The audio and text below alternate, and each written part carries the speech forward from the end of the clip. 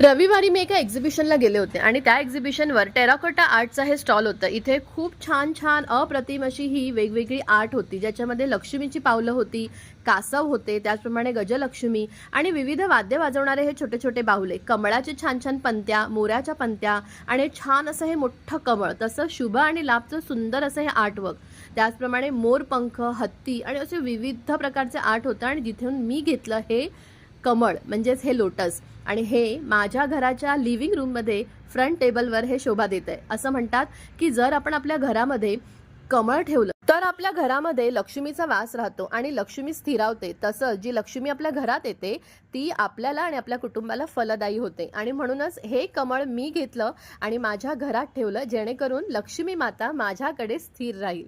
तर हे घेतलं मी पूजा सोनी यांच्या टेराकोटा आर्ट टर्माइन्स यांच्याकडून. यांचा नंबर मी डिस्क्रिप्शनमध्ये देते, तुम्ही नक्की यांना कॉन्टॅक्ट करू शकता.